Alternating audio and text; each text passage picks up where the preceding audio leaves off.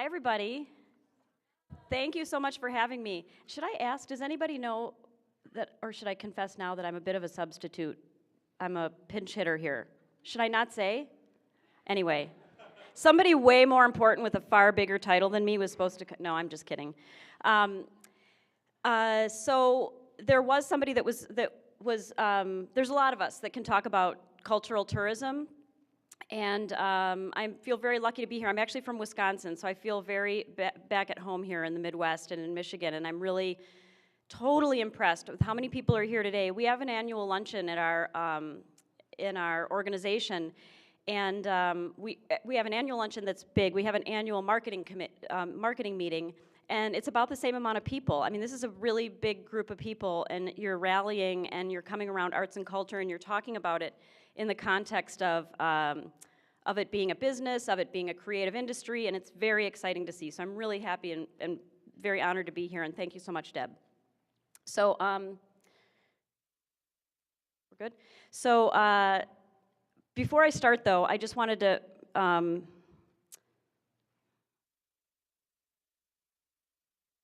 okay, hang on, one moment, and I'm like see, Alice, you should have, you were the first one, and I should have learned by now. So I'm using this. Am I pointing anywhere? Okay, just before I start, when I saw that Mike and Chris were here and talking, I'm saying performing, and talking at lunch, I was like, really, Deb? After lunch? Everybody's gonna be like tired, and they'll be so funny, and then I'm gonna get up and start talking about economic impacts for the arts. But I did wanna just support that I love Funny or Die. I've been a fan, and this was me in my office in 2012. I went as between two ferns, and I made people come into my office all day long and just sit there, and I would interview them, and sometimes I would just stare at them awkwardly for long periods of time, and they'd be like, are you gonna ask me anything? And I'm like, and then they would leave, and then pretty soon by the end of the day, everybody was like kind of standing in line before the end of the day because they all wanted to be interviewed between two ferns. So just a little shout out for my fandom there. Okay, in the big picture of arts and culture, in the big picture of tourism, let's start there. There's an organization a lot of you might know. There's Brand USA, and that's a newly formed organization about 4 years ago or so. And it's kind of our national organization that promotes the United States as a destination. England has one, India has one, China has, not China, but all these big, huge countries have these organizations, and the United States didn't have one. We had an organization that was US Travel, and they did a lot of lobbying, but they weren't around the planet promoting the United States as a destination. And in San Francisco, I can tell you, we must be a hotbed or a target audience for India, because everywhere our buses say Incredible India, and the transit says Incredible India, and there's big billboards, and we don't have that going on in any other parts of the country. So in this industry of tourism, which is often the #1 industry for a city or a state, it is the #1 industry in San Francisco. This is important business, and if there's trade shows that happen all over the planet, and if we're not at that trade show promoting our destination, it's not getting promoted, and so we need to be there at that table to be promoting us, and that's what the USA logo is. That's Brand USA. They're out of DC. As you know, you have Michigan does the same thing. Every state has a visitor office, and ours is Visit California. So as an agency, we work very closely with Visit California because we don't want to be promoting San Francisco to a destination that we don't have any airlift or we don't have people coming and visiting from.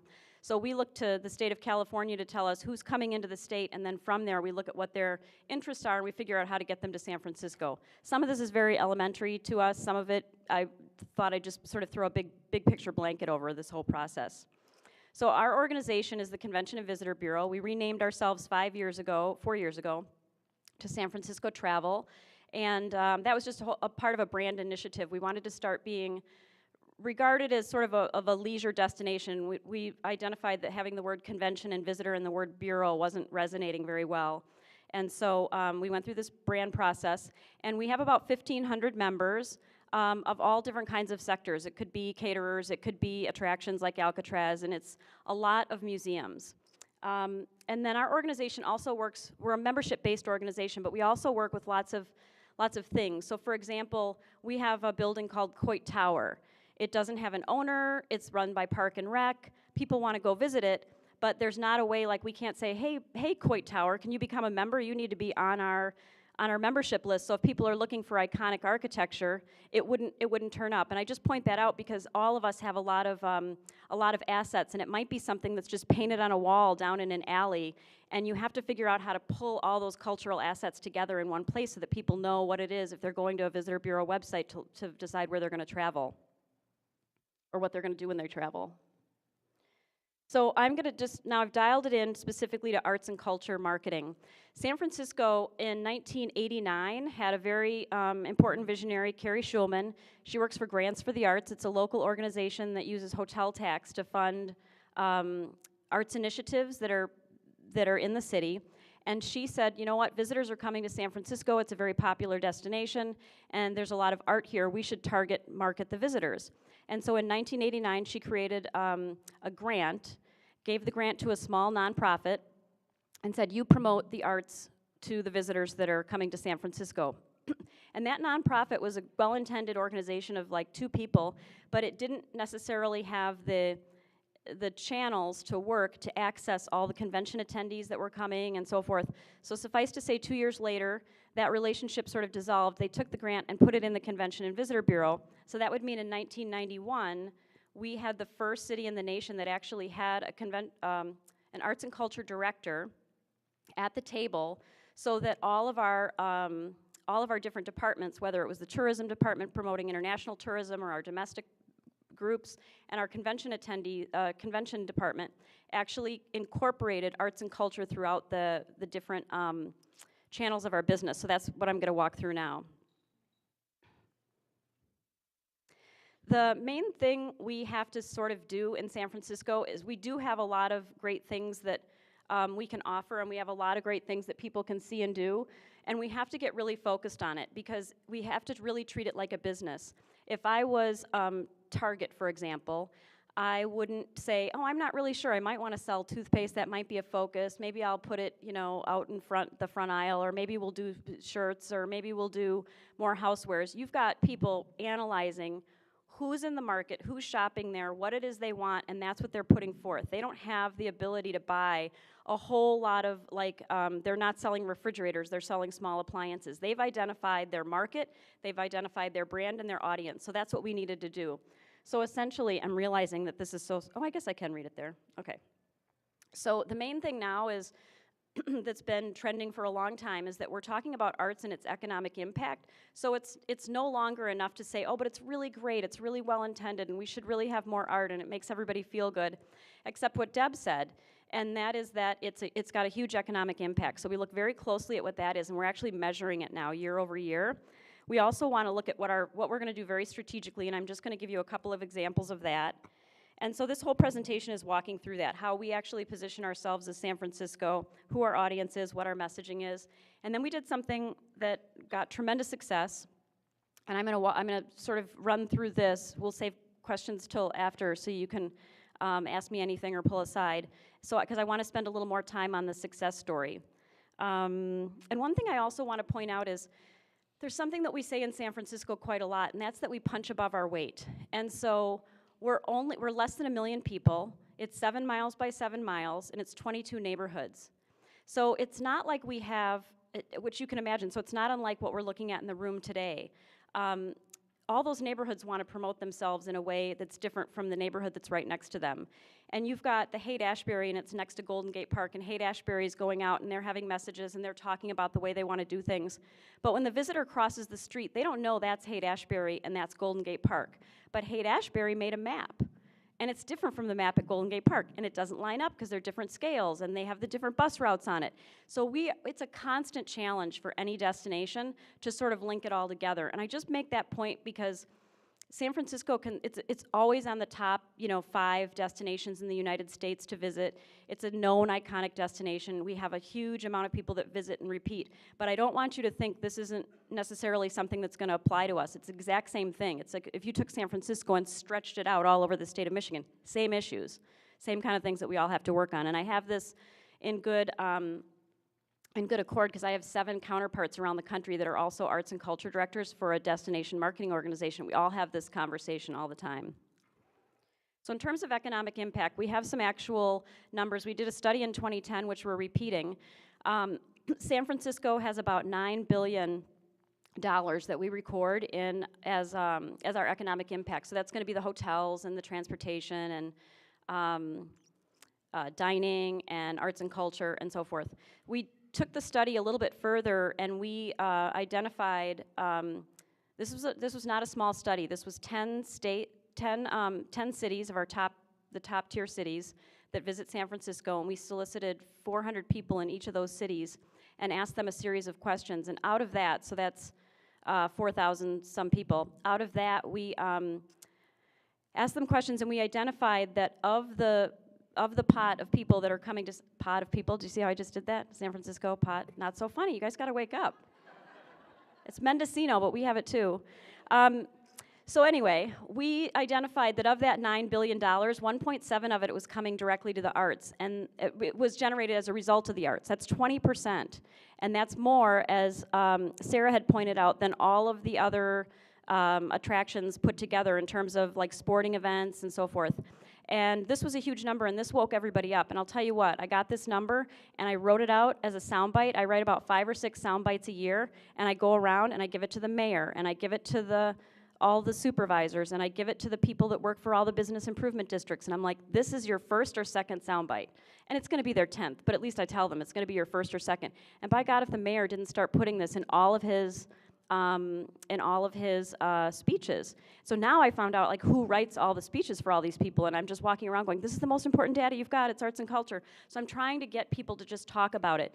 And that's another trick to use in terms of unifying. So if you worked together and you identified what your different numbers are and everything, and then just have these aligned sound bites that you're being able to provide everybody, and it makes you unified as an industry. I'm pointing at this like it's going to help. There we go. What have we got here? Oh, so strategies. Going into the strategy part of it, like we could do a number of different things, and we have a lot of interested parties, and we have constituents that have lots of money. So for example, our 4 top institutions, so the ballet, the symphony, the opera, and American Conservatory Theater together have a $275 million budget if you combine all their budgets together, and that's a lot. And so I'm often saying we have to choose from our favorite family members, and that's what we have to do. We have a lot of great things, but sometimes you have to promote a certain message to one audience and a certain message to another audience, and so it's very difficult. We play a very political role in terms of it's a lot of trust that I build with the community. I'm like, I'm not going to talk about you in this capacity, or I'm not bringing journalists to your venue in this capacity, but I'm going to bring them in this capacity. So we try to make the right fit. So we're very focused on what it is that we're trying to do. The main focus is we're trying to drive people. We just want to get more people to come to San Francisco. And then lastly, just to sort of keep it very simple, we want to, because it's really hard to measure what we do, so we really want to just maintain San Francisco's awareness as an arts and culture destination. Because, face it, when the Giants win, I sometimes say when the Giants win the Super Bowl, just as a joke, so because people think I don't know anything about sports, and I really don't, but it's more about like, it's more about talking about the arts in the spirit of, this is a very important economic revenue generator for us, and so for having our messages out and having the 36 hours in the New York Times, thank you very much, we need to have the stories, you know, often be about arts and culture, because it can easily be about tech. We're so overtaken by our tech industry right now, and the legalization of marijuana and all these other stories that you have to, we're in there fighting with our elbows just to try to get the story of arts and culture. Not that it's not important, it's just I'm sharing that as a way to demonstrate that it's not always easy for us to make sure that that story stays top of mind. Okay, so into positioning, this is what we're going to kind of move through quickly. We stay very focused on who we're trying to reach. I really should have made this point size bigger. We really want to, we're going to fish where the fish are. So we're going to find people that we know cultural experiences are already resonating with them. And the other thing, the 3 next, and key cultural influencers, that's the last thing on there. Obviously now with social media being as big as it is, we want to make sure that people are using Instagram and Facebook and all of our social media platforms in a way to push out our messaging. But I don't want you to miss or not think highly of meeting planners and media and journalists. This is very important. Sometimes we aren't the most well-funded department within our organizations, and that would be good if we were better funded, but you can often do a lot with little funding, and so these are two ways that we do that. There's meeting planners that come to San Francisco. We're a big convention town, and so we've got a whole platform that we're going to be launching in 2016, and it's called Meet Culture. So we have all of these venues. Our Moscone Center is in the middle of 10 cultural institutions, and we've just looked at it like, oh, isn't this great? We have 10 cultural institutions that are right near the Moscone Center. But in 2016, our visitor guide and our travel planner guide is going to have a little walking path to show that everything is just like one block from Moscone, and we're doing a video that shows that a sort of time lapse of somebody walking out of Moscone and walking to all of these destinations that are really close, and when they get there it slows down and it pops up and it shows how many square footage is in that area. The meeting planner is a really important audience to be looking at, and you can't forget about that. What do we want them to believe? This is where I was talking before a little bit is with the target analogy. You have to stay really focused because there's so many different stories, and while all the stories are really good and valuable, you really do have to kind of put things in very clean and tidy buckets and then put that messaging out. And so with our positioning in San Francisco, we've just, one of the things that I think we're trying to leverage more is that we do have this old, classically known city for our arts and our culture, like the ballet, the opera, and the symphony. We're outside of New York. We were the only city for many, many, many decades to have a city proper ballet, opera, and symphony, and so we have a good old, historical assortment of classic venues and classic things to do that are 100 years old, but we also have this this gritty Burning Man-esque kind of crowd that wants to go to young, hip, off the beaten path things. And so how do you balance the two? And so this is the 4 buckets that I sort of stay focused on: the big classics, and then that bespoke avant-garde that you kind of would think of as the makers, and iconic running along festivals. We often don't think of a film festival or of our Pride Parade necessarily in the same way that we think of like a museum or a ballet, but we actually are starting to do a very specific event analysis. We're running all of our events through this system that says, like, does it happen over a holiday weekend? Because that means we probably have hotel rooms. Is it iconic? Is it old? When is it going to be 20? When is it going to be 25? When is it going to be 50? So that we can really develop very clean, tidy, simple messaging around all of our events. So that's become a very important strategy for us. The other thing now, again, with the advent of the internet, we have like 600 people follow us or like us on Facebook. That's a lot, and it's also a double-edged sword. I told somebody earlier, we stopped going after quantity last year because it was too much. So we're really just going after the engagement now and trying to get our engagement numbers up higher. Oh, they're very, very engaged. But that audience is also very local. So for a while, our eye, I think, kind of went off the ball a little bit, and we stayed so focused on that audience. We were realizing the audience is very local, and we're just following it so closely. And as a visitor bureau, you kind of have to step back, because when you're talking to a tour operator in India, they want to know what's going to be on display in museums in a year and a half from now, and that's just not announced yet. And then you're talking to somebody at the Visitor Information Center, and they want to know what they can go to tomorrow. So we're starting to figure out our channels and how to use our channels for our different audiences. The other thing that we really want to stay focused on is that we are kind of ever evolving. I think for a long time, a lot of us as cities, and I was in Pasadena before I was in San Francisco, and we did this kind of only in San Francisco, only in Pasadena. When I got to San Francisco, they said, oh, our title's only in San Francisco, and they were very proud of it, and I was like, that's what ours was like, we're all only in.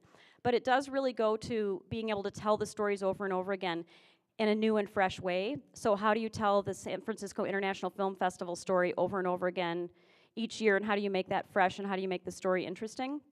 So we really want to focus on the fact that it also helps us too with our tech, because the tech is really, I mean, we really do struggle in a way with San Francisco being known as a visitor destination for something other than tech, because you can't go to tech.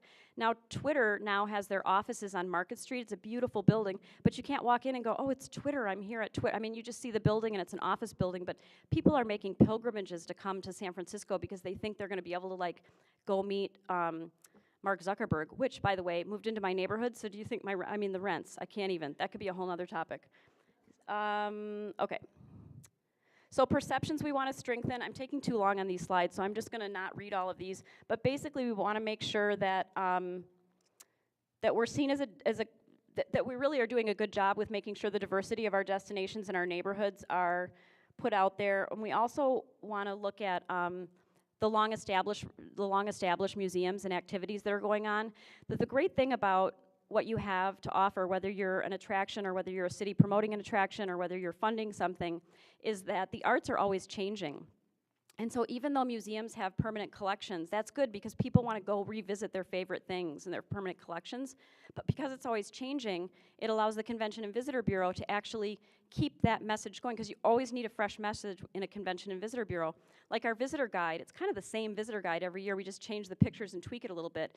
But we're never going to put out a visitor guide that doesn't have the bridge, doesn't have the curvy Lombard Street, doesn't have the sea lions. I mean, we have to have all of those greatest hits. You just have to kind of tell the story in a fresh way. Speaking of the International Film Festival, so the audiences that we target, through research, we, well, I haven't gotten to research yet, earned media. Going back to that other slide where I talked about how the journalists are very important and so are the meeting planners, this kind of sums it up a little bit. We know that visitors are motivated by cultural experiences, and so we look at very specific audiences that we know have a propensity to come to San Francisco, and we actually seek out those journalists, and we're all reading their work to try to find journalists that we think might be have some interest in us, and we also are sort of having annual events. We have an annual event in LA and an annual event in New York where we actually meet with journalists to promote our stories.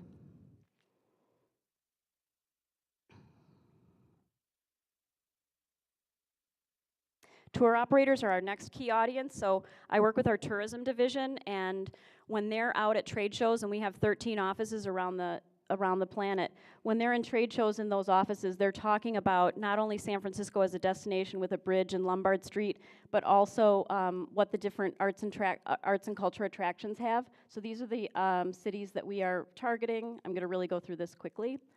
Meeting planners, for every 60 meeting planners, they're responsible for 1 million room nights, so that's a really important audience for us. And let's get to messaging. And then this goes back into the buckets, and this is the refinement of our messaging, so we're not talking about like a little bit of everything all the time. We want to talk about our classic offerings, our makers, our festivals, and then again venues, which you're seeing over and over again, meeting planners and venues. And then we look at these iconic things that are happening, and that sort of, like right now I have my whole calendar kind of paced out from now through the middle of 2016 in terms of what we're going to talk about. Obviously our digital channels are incredibly important to us.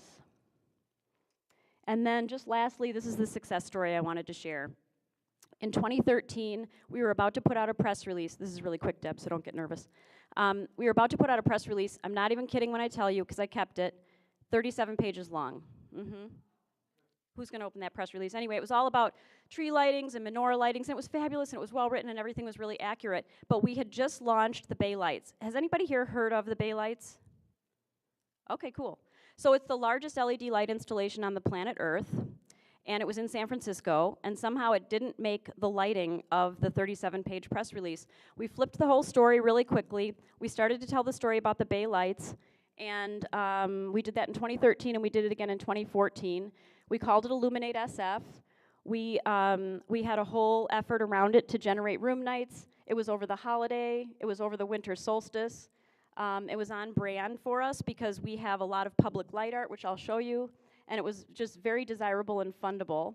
We had light and art installations. We had personal appearances, illuminated walking experiences. We had a bike ride through the city, which was not easy, and everybody had lights all over their bikes, and we created maps. We put everything on a website, Illuminate SF, and that shows you the 16 or 18 different light art installations that people could go visit. 176 million media impressions. Now here's where that's a lot, by the way. If you're not the one who measures your media impressions, we're thrilled with like 2 million. So to get 176 million media impressions, I kept going to meeting after meeting, like, oh, we're doing this Illuminate SF thing. It's really cool. And everybody's like, that's so cute. She's the art girl. We're going to do the art. This happened. I spent $10,000 on this campaign, It was pretty amazing. Oh, this is all getting filmed, isn't it? I can't be too gloaty, can I? So these are just a sample of some of the light art installations. Half of these, I would say, if not more than half, are funded by our 1% for art, like the mayor had been talking about before. These are in SFO. And this is, I think, my last slide. It was an event that we did. You can see the bay lights in the background. It's actually the Oakland Bridge with the 25,000 LED lights, and they all form different patterns. And that's a boat. It's the top. You'll know what this is. It's the top of a grain silo covered in 1,500 lights, and it has a number of different light patterns, and it floats around out in McCovey Cove if you've ever played and watched a game against the Giants. And there's another light art installation, and we brought everybody around in a cable car when it was too cold to walk.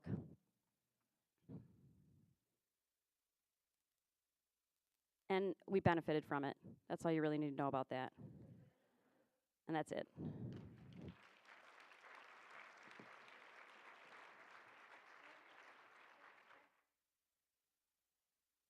Thank you, Lisa. Thank you, Lisa, for that. What did we hear? We heard work together, partnerships. Arts and culture work with tourism, convention and visitors bureaus to bring people into our communities to benefit our merchants, our hotels, our economies. So working together. Okay.